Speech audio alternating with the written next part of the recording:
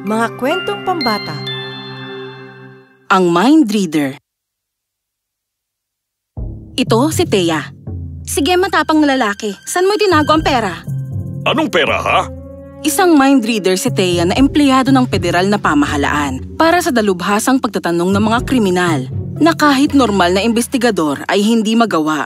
Oo, tama. May kakayahan si Thea na magbasa ng isipan, isang kakaibang abilidad na hindi may paliwanag ng mga doktor at siyentipiko. Ang pera ay nasa bahay ng lola niya. Pumunta kayo ron at hanapin ang kahoy na kahon sa kubo. Ano? Paano mo ito? Yan din mismo ang tanong ko sa sarili ko. Tulad ng sinabi niya, natagpuan ng mga opisyal ang pera sa bahay. Imposible! Nang makumpleto ang pagsasaliksik at pag-aanalisa ng grupo ng mga siyentipiko, nagkasundo sila na sanhi ito ng hindi ordinaryong gene mutation na matatagpuan sa kanyang DNA na nagbibigay sa kanya ng kakayahang magbasa ng isipan. Pero isa lamang itong teorya at pinagdedebatehan pa. Oh, kamusta ang araw mo? Roy, huwag mong gawin ito. Ang ano? Magtatapat ka sa akin at mahalaga sa akin ang pagkakaibigan natin. Huwag natin itong sirain. Oh, grabe. Ang daya naman na nakakabasa ka ng isipan. Alam ko. Kaya nga inilaan ko na ang buhay ko para maging maayos na lugar ang lipunang ito. 921, report to the headquarter. Code 77. Ano? Pupunta na ako.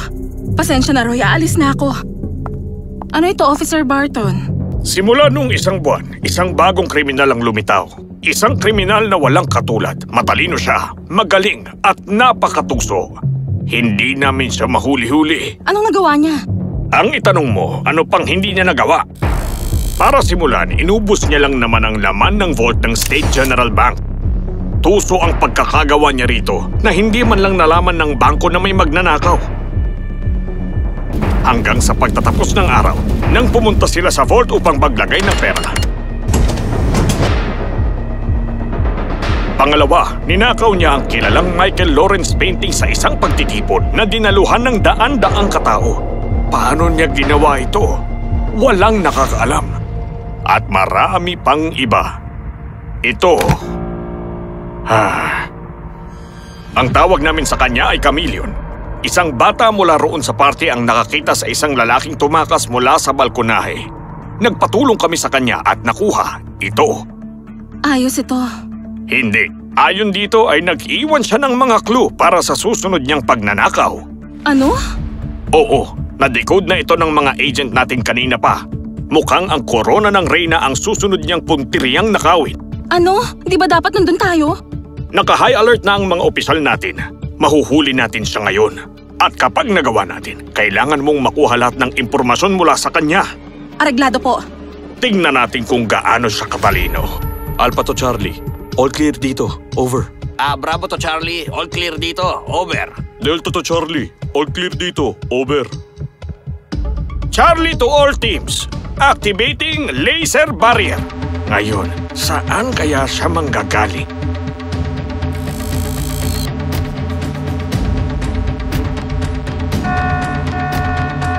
Ano?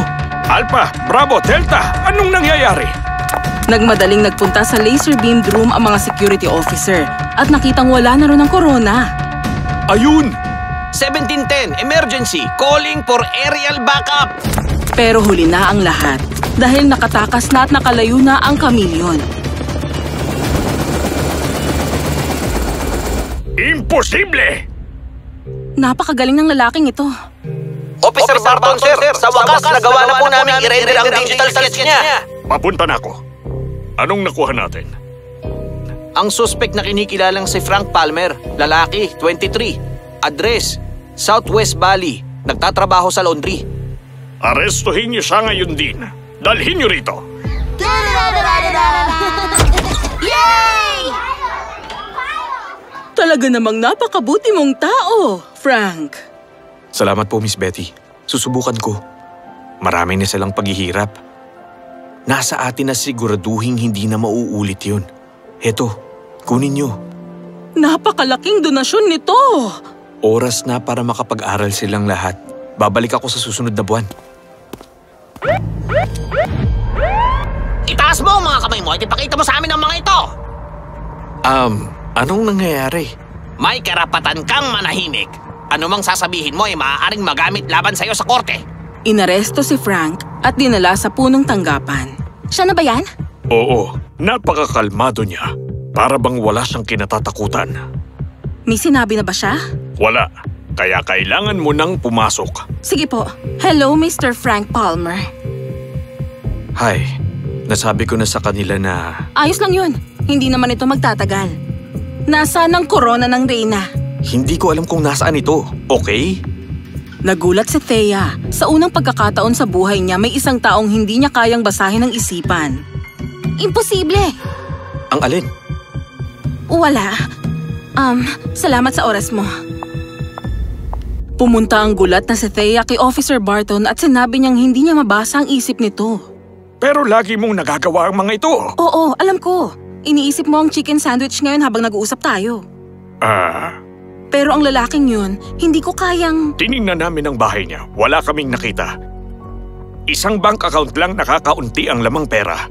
Wala tayong ebidensya laban sa kanya. Baka yung batang nakakita sa kamilyon sa party ay mali lang ang pagkakalarawan. Baka nga. At hindi natin siya pwedeng ikulong dito. Wala tayong anumang ebidensya. Pero bantayan mo pa rin siya ng mabuti. Magtiwala ka. Wala na akong gusto bukod dito. At kaya naman, napalaya na si Frank. Nagsimula naman siyang subaybayan ni Thea. Ha? Saan siya nagpunta? Thea, sinusundan mo ba siya? Oo, kanina. Pero nawala siya sa paningin ko. Kaya naman pala, ang rosas na brilyante ay ninakaw mula sa Grand Museum. Ano? Dinampot muli si Frank. Sa pagkakataong ito, ginawa nila ang third-degree interrogation sa kanya. Sinubukan ulit ni Thea pero nabigo siya at napakawalan muli si Frank. Ang balita tungkol sa kamilyon ay kumalat at hindi nagtagal nagsimulang iulat ito sa mga pahayagan. Hindi lang yun. Ang reputasyon ng pulisya ng estado ay nagsimulang bumaba habang kinukutsa sila ng publiko dahil sa nauutakan sila ng isang kriminal. Sinundan muli ni Thea si Frank saan man ito magpunta. Ngunit biglang nawawala si Frank. Minsan, pumapasok siya sa isang pampublikong banyo at hindi lalabas ng isang oras. At sa oras ding yun, isang pagnanakaw ang mababalita. Napapakamot na lang ng ulo si Thea. Ngunit hindi sumuko si Thea. Isang araw, habang sinusundan niya si Frank, nakita niya itong pumunta sa isang tahanan para sa matatanda. Makalipas ang isang oras nang umalis si Frank, pumasok si Thea rito. Mawalang galang na po, ang lalaking yun na galing rito. Dito ba nakatirang magulang niya? Oh, siya? Bakit? Yun si Mr. Frank Palmer. Sinabi ng ginang kay Thea kung paanong buwan-buwang nagbibigay ng donasyon si Frank sa tahanan ng mga matatanda. Nagulat si Thea. Paano makakapagbigay ng ganitong halaga ang isang lalaking nagtatrabaho lang sa laundry? Sabi ko na nga ba, siya nga ang kamilyon. Nagdesisyon si Thea na sarilinin muna ang nalaman at ipagpatuloy ang pagsunod. Sa paglipas ng mga araw, nalaman niyang si Frank ay tumutulong sa mga mahihirap at nangangailangan, higit pa sa mismong gobyerno. Napagpasyahan niyang alamin mula rito ang totoo. Hi. Officer? Ano na naman ang nagawa ko? Umamin ka na. Alam ko nang ikaw ang kamilyon. Bakit hindi ko mabasa ang isipan mo? Hindi ko po alam kung anong sinasabi niyo. Ah, ganun ba? Ipaliwanag mo ang mga perang ibinibigay mong donasyon. Pasensya ka na. Hindi ko masasabi sa'yo yan. Wala ka ng pagpipilian, Frank. May ebidensya ako ng mga donasyon mo. Maniwala ka. Makukulong ka ng matagal na panahon. Sabihin mo ang totoo. At tutulungan kitang pababain ang sentensya mo. Sentensya para saan? Wala akong ginawang kahit na anong krimen. Hindi ako ang kamilyon. Kung ganon, ipaliwanag mo sa akin ng pera. O sige. Ang may-ari ng pinagtatrabahuhan kong laundry ay siyentipiko. Binabayaran niya ako para sa mga eksperimento gamit ang isip ko. Ngayon, Frank, makakaramdam ka ng kaunting sakit. Pero pagkatapos ay makakatulog ka ng mahimbing. Gagawin ko na ang eksperimento ko. Kapag tapos na, magigising ka. Payag ka ba? Opo.